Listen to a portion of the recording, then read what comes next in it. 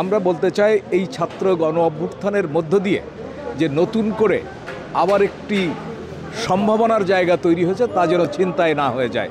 আমরা বললাম যে মুক্তিযুদ্ধের মূল আকাঙ্ক্ষার মধ্যে একটি হচ্ছে ধর্মনিরপেক্ষ বাংলাদেশ। যে 1971 সালের মহান মুক্তিযুদ্ধের মধ্য দিয়ে এই বাংলাদেশ স্বাধীন হয়েছে এবং সেইখানের মূল চেতনার যে জায়গাটি সেটি ছিল একটি অসাম্প্রদায়িক বাংলাদেশ, একটি বৈষম্যমুক্ত এবং গণতান্ত্রিক বাংলাদেশ। কিন্তু গত 53 বছরে আমরা সেই বৈষম্যমুক্ত সমাজ যেমন পাইনি, একটি গণতান্ত্রিক বাংলাদেশের যে আকাঙ্ক্ষা সেটি বারবার হোঁচট খেয়েছে এবং যে অসাম্প্রদায়িক যে বাংলাদেশ সেটিও ভুলুণ্ঠিত হয়েছে। আমরা বলতে চাই এই ছাত্র গণ অভ্যুত্থানের মধ্য দিয়ে যে নতুন করে আবার একটি সম্ভাবনার জায়গা তৈরি হয়েছে তা যেন চিন্তায় না হয়ে যায়। ছাত্র জনতার যে অভ্যুত্থান এবং সেখানে ছাত্র জনতার যে আত্মত্যাগ এবং রক্তদান সেটির প্রতি খেয়াল রেখে যারা সরকার গঠন করলেন, যারা দায়িত্ব গ্রহণ করলেন, তারা এই পূর্বের যে ভুলগুলো সেখান থেকে শিক্ষা নিয়ে দেশকে একটি নতুন পথে পরিচালিত করবে, যা আমাদের মুক্তিযুদ্ধের মূল আকাঙ্ক্ষা ছিল। যদি বলেন যে উদীচীর জন্মের অঙ্গীকার, এই যে আমরা বললাম যে মুক্তিযুদ্ধের মূল আকাঙ্ক্ষার মধ্যে একটি হচ্ছে ধর্মনিরপেক্ষ বাংলাদেশ।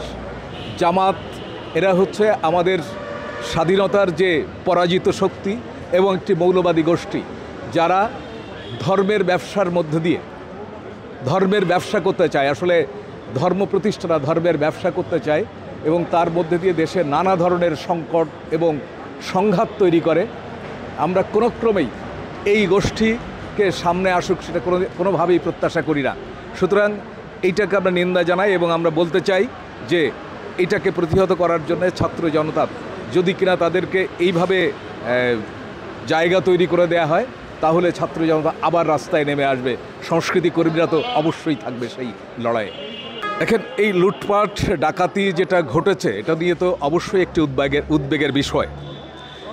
পাশাপাশি এই যে উদ্বেগের কথা আমরা বলছি এবং ছাত্র জনতার অভ্যুত্থানের মধ্যে দিয়ে তারা যে একটি বৈষম্যমুক্ত সমাজ তৈরি করার যে আকাঙ্ক্ষাটি যে বীজটা বপন করলো এবং তারা সেখানে মাঠে আছে, কিন্তু এক ধরনের দুষ্কৃতিকারী, এক ধরনের এই স্বাধীনতাকে ভুলুণ্ঠিত করতে চায় যারা, তারা সুযোগ সন্ধানী গুরু এটাকে নানাভাবে নস্যাৎ করতে যাচ্ছে। তারা একদিকে ডাকাতি করছে, একদিকে অমুসলিম সম্প্রদায়ের বাড়িঘর লুটপাট করছে, একদিকে আমাদের যে ভাস্কর্য, আমাদের যে প্রত্নতত্ত্ব সেগুলিকে ধ্বংস করছে। এই ধ্বংসের ইয়েতে মেতে উঠেছে। এই জায়গাগুলিকে প্রতিহত করতে হবে। আপনারা লক্ষ্য করেছেন যে গতকালও আমাদের শাপলা চত্বরকে শহীদি চত্বর করতে গিয়েছিল আমাদের ছাত্ররা, সেটাকে প্রতিহত করেছে।